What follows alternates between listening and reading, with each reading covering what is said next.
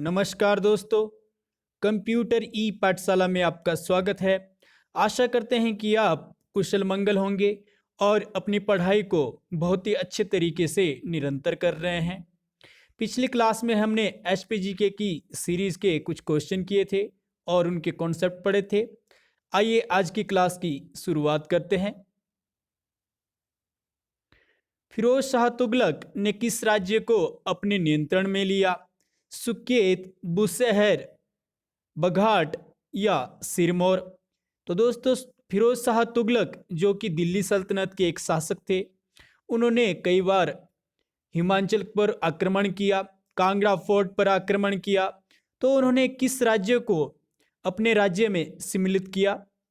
सुकेत, बुशहर, बघाट या सिरमौर को? तो दोस्तों, सिरमौर राज्य को फिरोज शाह तुगलक ने अपने राज्य में सम्मिलित किया था। आइए देखते हैं। फिरोज शाह तुगलक जिन्होंने 1365 में कांगड़ा किले के ऊपर आक्रमण किया और 1379 में शिमला की Keonthal state, Dhami state, Theog state यानी शिमला की जो रियासतें हैं उनको अपने कब्जे में लिया और इसके साथ ही सिरमौर में भी आक्रमण किया और उसको अपने कब्जे में लिया। और हमें पता है कि सिरमौर के संस्थापक कौन हैं? राजा रसालू हैं। और सिरमौर का अर्थ क्या है? सिर जमा मौर्य यानी मौर्य में सबसे ऊपर, या सर जमा मौर्य या सर का ताज। ये अर्थ भी आपके एग्जाम में पूछे जाते हैं। तो इस क्वेश्चन से हमने क्या सीखा कि फिरोज शाह तुगलक ने एक तो शिमला के ऊपर आक्रमण किया और सिरमौर के ऊपर आक्रमण किया और उसको अपने राज्य में सम्मिलित किया। दूसरे क्वेश्चन को देखते हैं। ज्वालामुखी संधि को किस वर्ष हस्ताक्षरित किया गया? यानी जब आपकी ज्वालामुखी संधि हुई तो कब उसके ऊपर सिग्नेचर किया गया? 1805 में, 1809 में या 1815 में या 1822 में? तो दोस्तों, ज्वालामुखी संधि के ऊपर जो सिग्नेचर हुए थे या हस्ताक्षर हुए थे वो 1809 में हुए थे। आइए देखते हैं कि ये ज्वालामुखी संधि क्या थी।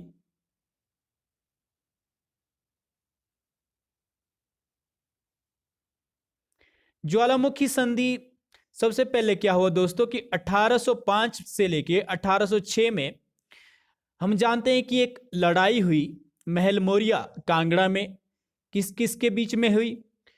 गोरखों के बीच में और संसार चंद के बीच में, जिसमें संसार चंद बुरी तरह से हार गया और वो अपने किले में छुप गया।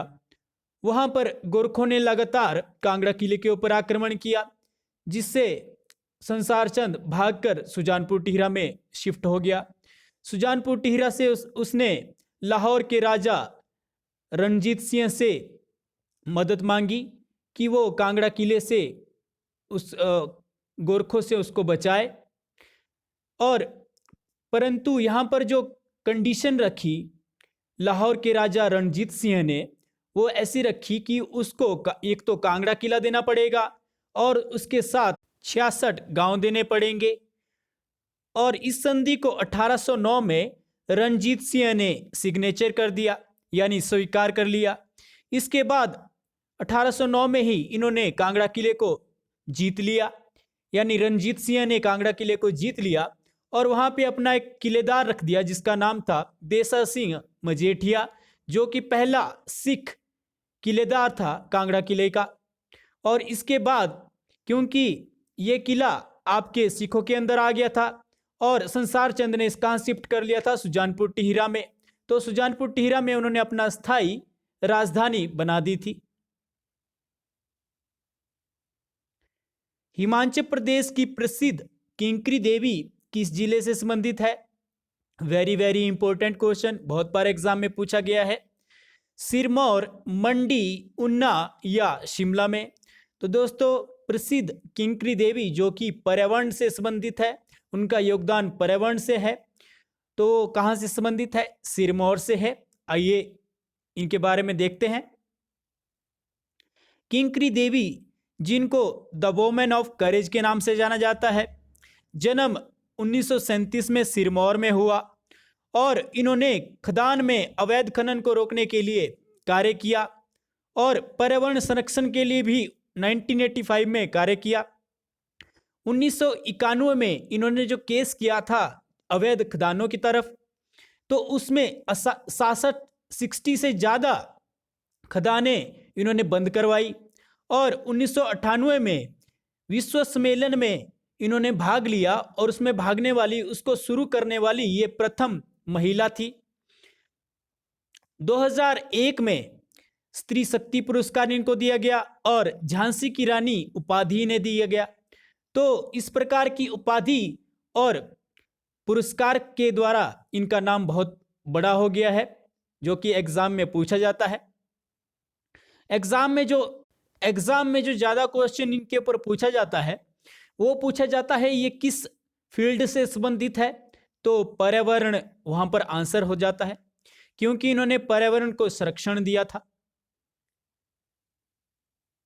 शिमला की यात्रा करने वाले पहले गवर्नर जनरल कौन थे? Very very important question. बार बार क्वेश्चन पूछे जाते हैं कि शिमला जाने वाले पहले व्यक्ति कौन थे। तो यहाँ पर हमसे पूछा है गवर्नर जनरल, तो कौन है? डलहौजी है, मायो है, कैनिंग है या आर्महेस्ट है? तो दोस्तों शिमला की यात्रा करने वाले पहले गवर्नर जनरल ये आर्महेस्ट थे।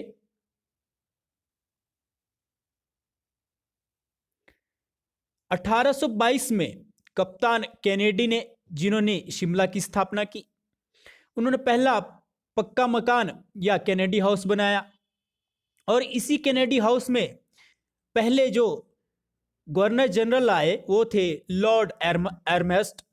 ये कहाँ पर रुके? तो ये कप्तान कैनेडी हाउस में रुके। यहाँ पर आप देख सकते हैं कैनेडी हाउस और साथ में लॉर्ड आर्महेस्ट। यहाँ पर हम देखते हैं कि गवर्नर जनरल कौन कौन से थे और वायसरॉय कौन से थे, क्योंकि फर्स्ट और लास्ट ये वीवीआईपी हो जाते हैं कि पहले कौन थे और लास्ट कौन थे। तो दोस्तों जो पहले गवर्नर जनरल बंगाल के थे, क्योंकि पहले भारत नहीं था, बंगाल था, तो बंगाल के जो पहले गवर्नर जनरल थे वो थे वॉरेन हेस्टिंग। और लास्ट कौन थे गवर्नर जनरल बंगाल के? William Bentinck. और वही आपके पहले बन गए governor general of India William Bentinck. और last governor general of India थे आपके लॉर्ड कैनिंग। और फर्स्ट जो वायसरॉय थे वो यही थे आपके लॉर्ड कैनिंग। और इसको याद कैसे रखना है? आप याद रख सकते हैं ABC, जैसा कि हमने आपको इमेज में भी बताया है। ए से आपको याद रखना पड़ेगा वॉरेन हेस्टिंग। ए से वॉरेन कैसे बना? W हटा दीजिए तो ए आपका आ जाएगा एरन, यानी वॉरेन हेस्टिंग। बी से आपका आ जाएगा बेंटिक और सी से आपका आ जाएगा कैनिंग। इस प्रकार से आप इनको याद रख सकते हैं, एग्जाम में बहुत बार पूछा जाता है। Himachal board of school education HP Bose की स्थापना कब हुई? 1967 में, 1968 में, 1969 में या 1970 में? तो इम्पोर्टेंट जो इंस्टीट्यूशंस हैं उनकी फाउंडेशन डेट पूछी जाती है।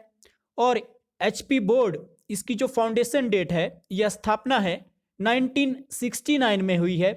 याद कैसे रखेंगे? 6 और 6 को उल्टा कर दीजिए तो हो जाएगा आपका 69 और जोड़ दीजिए हिमाचल प्रदेश के साथ, यानी HP बोस के साथ। तो इसकी स्थापना कब हुई? 1969 में हुई। इंपॉर्टेंट यूनिवर्सिटी देख लेते हैं इसके साथ, क्योंकि ये भी बार बार एग्जाम में पूछी जाती है, उनकी डेट भी पूछी जाती है। इसमें अटल मेडिकल नेरचौक मंडी 2018 में बनी, CU धर्मशाला में, और YS परमार यूनिवर्सिटी 1986 में। सर याद कैसे रखना है वो बताइए। सबसे पहले याद कीजिए आप जो सबसे पहले बनी, यानी HPU समर हिल शिमला में कब बनी? 1970 में बनी। याद कैसे रखेंगे? पहली कहाँ से काउंटिंग शुरू होती है? 0 से शुरू होती है। तो HPU कब बनी? 70 में बनी। उसके बाद 78 में चौधरी श्रवण कुमार पालमपुर में ये यूनिवर्सिटी है, 1978 में बनी। सर 8 कैसे याद रखेंगे? 0 को 2 बार लिखिए और इकट्ठा कर दिए तो बन जाएगा हमारे पास 8, दैट इज 1978। और इसी के साथ आप इसके आगे की याद रख लीजिए। Y S Parmar horticulture university forest Nauni Solan, Solan में है, 1986 में। याद कैसे रखेंगे? 6 याद रखेंगे। 6 आप याद रख सकते हैं क्रिकेट मैच से भी। तो Y S Parmar horticulture and forestry जो कि नौनी सोलन में है, 1986। और इसके बाद आप याद रख सकते हैं 2002 जेपी यूनिवर्सिटी, बार बार पूछा जाता है, पहली प्राइवेट यूनिवर्सिटी के बारे में, 2002 में। और इसके साथ ही आप 2009 सीयू धर्मशाला, और इस 9 का डबल कर दीजिए 2018 अटल मेडिकल नेरचौक। इस प्रकार से आप याद कर सकते हैं। और HPTU 2010 ये इजीली याद हो जाएगा आपको, ये बार बार एग्जाम में पूछी जाती है, इसको इस तरीके से याद कीजिए। इसके साथ बोर्ड देख लेते हैं कि हिमाचल में कौन कौन से बोर्ड हैं। बोर्ड हमारे वैसे इंपॉर्टेंट जो हैं वो HP बोस, इसकी डेट हमें याद रखनी है 1969, जो कि याद रह जाएगी इजीली। 6 का उल्टा कर दीजिए 9 हो जाएगा 69। कहाँ पर है? धर्मशाला में है, आपको अच्छे तरीके से पता है। HP तकनीकी शिक्षा बोर्ड कहाँ पर है? हमीरपुर में है। और ये कब बना? 1986 में बना, ये भी याद रख लीजिए। और इसके अलावा जितने भी बोर्ड है आपके वो सारे के सारे शिमला में हैं, चाहे वो आपका आयुर्वेदिक एंड यूनानी सिस्टम है, चाहे वो डिपार्टमेंटल एग्जामिनेशन है, चाहे वो आपका बिल्डिंग एंड अदर कंस्ट्रक्शन है, ये आपके सारे कहाँ हैं? शिमला में है। हिमाचल प्रदेश प्रशासनिक अधिकरण यानी एडमिनिस्ट्रेटिव ट्रिब्यूनल कब स्थापित हुआ? इसका भी एक अपना इतिहास है, एडमिनिस्ट्रेटिव ट्रिब्यूनल, क्योंकि बहुत बार इसको निरस्त कर दिया गया और फिर शुरू कर दिया गया। कब ये स्थापित हुआ? 1983 में, 1987 में, 1986 में या 1992 में? तो दोस्तों ये कोर्ट है, और कोर्ट से हमें याद रखना पड़ेगा यहाँ पर दोबारा 6। तो कब बना ये? 1986 में बना। ट्रिब्यूनल, एडमिनिस्ट्रेटिव ट्रिब्यूनल कोर्ट, यहां पर आप देख सकते हैं 1986 में बना। और एक्ट क्या था? 1985। हमें हाई कोर्ट भी पूछ सकता है कि कब बना है, तो जब हमारा हिमाचल प्रदेश बना 1971 में, उसी समय ही हमारा हाई कोर्ट भी बना। पहला जस्टिस कौन था? Chief justice Mirza Hameedullah Beg. Ayurvedic medical college Paprola का पुनः नामकरण कब हुआ? 1985 में, 1995 में, 2003 में या 2007 में? तो दोस्तों आप देख सकते हैं कि हिमाचल या HPSSC किस प्रकार के क्वेश्चन आपके एग्जाम में पूछ सकता है। उसने यही पूछ लिया है कि नामकरण यानी रीनेम कब हुआ। तो इस प्रकार के क्वेश्चन भी आपको एग्जाम में देखने को मिल सकते हैं। तो जो ये रिपीट हुआ या रीनेम हुआ, ये हुआ आपका 2007 में। ये आप देख सकते हैं आयुर्वेदिक मेडिकल कॉलेज पपरोला। इसका जो पहले नाम था वो था हिम आयुर्वेदिक कॉलेज, ये प्राइवेट कॉलेज था पहले। कब बना था? 1972 में बना था।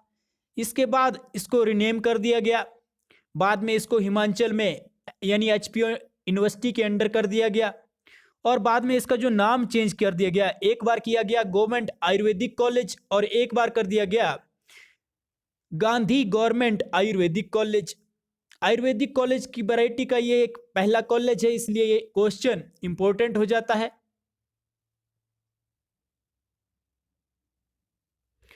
बुद्धिल पन विद्युत परियोजना किस नदी पर बनाई गई है? रावी, यमुना, सतलुज या ब्यास पर? तो हमें पता होना चाहिए कि बुद्धिल किसकी ट्राइब्यूटरी है या सहायक नदी है, उसी से ही हमें पता लग जाएगा कि ये किसकी परियोजना है। तो दोस्तों ये रावी की सहायक नदी है और उसी के ऊपर ही बना है ये बुद्धिल प्रोजेक्ट।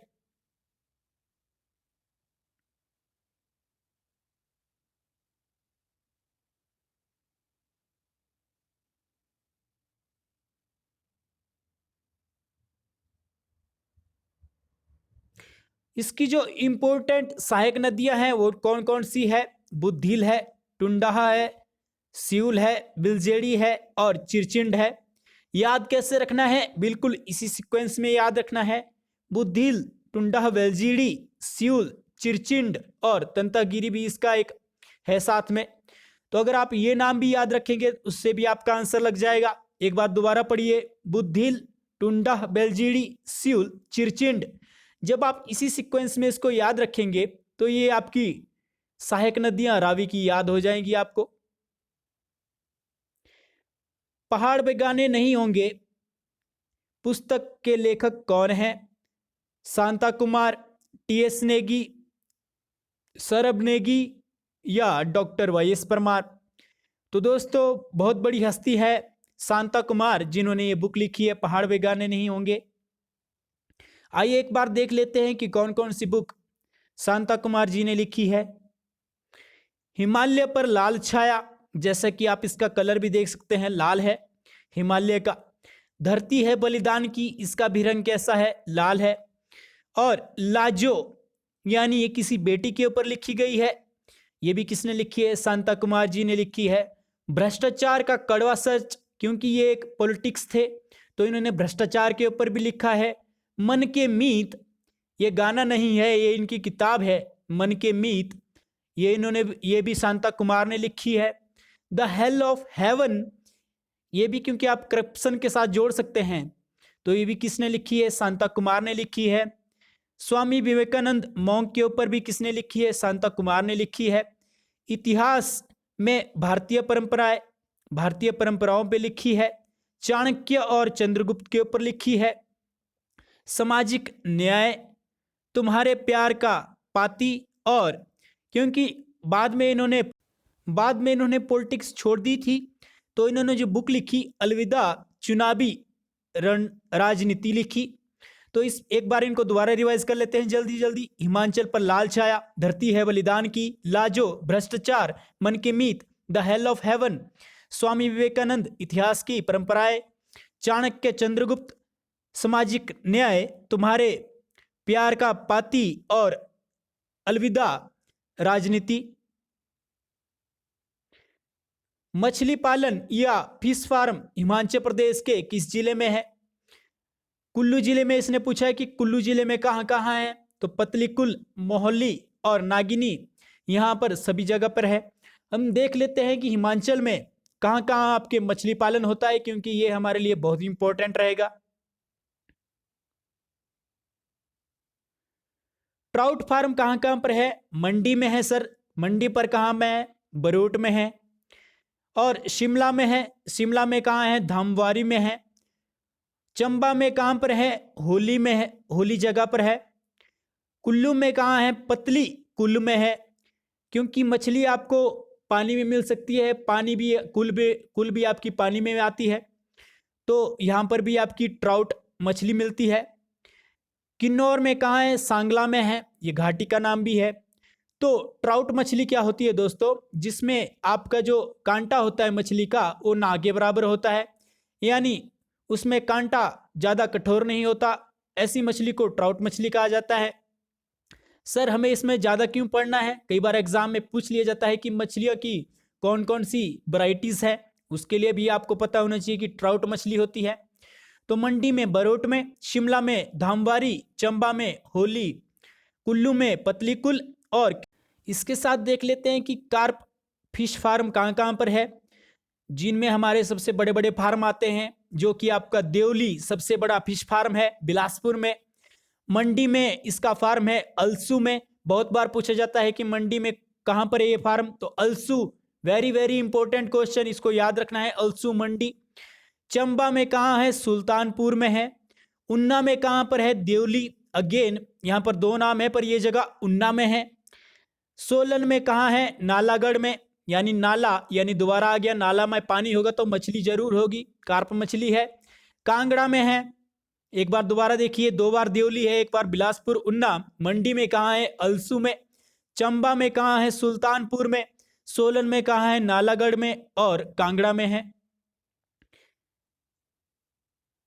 एक जो इकलौता जो फार्म है मछली का महासीर फार्म, जो कि बहुत बड़ी मछली की प्रजाति है, जैसा कि आप देख सकते हैं। कहाँ पर है? मछियाल, जोगिंदरनगर में है। और इस प्रकार से आपके ये फार्म बहुत बहुत इंपॉर्टेंट है। एग्जाम में पूछा जाता है कि महासीर किसकी वैरायटी है। वहाँ पे आपके पास ऑप्शन होंगी एप्पल या टोमेटो या पोटैटो या मछली। तो दोस्तों ये भी आपको पता होना चाहिए कि महासीर क्या है। तो ये एक मछली है। अगर आपने ये इमेज देखी होगी तो आप कभी नहीं भूलेंगे कि ये एक महासीर एक मछली है और मछियाल में, जो कि जोगिंदरनगर में मिलती है। दोस्तों पढ़ाई कठिन नहीं है, आपको सिर्फ पढ़ना है और आपको पता होना चाहिए कि पढ़ना कैसे है। अगर आपके पास सही डायरेक्शन है तो आप इजीली एग्जाम को सिलेक्शन मिल सकती है आपको। तो आपने कंटिन्यू पढ़ाई रखनी है, आपकी सिलेक्शन आराम से हो जाएगी। तो दोस्तों वीडियो अगर आपको अच्छी लग रही है, चैनल अगर आपको अच्छा लग रहा है तो वीडियो को लाइक कीजिए, चैनल को सब्सक्राइब कीजिए और अपने फीडबैक देना हमें ना भूलिए। कल दोबारा इसी समय के ऊपर मिलेंगे, तब तक के लिए जय हिंद, जय भारत।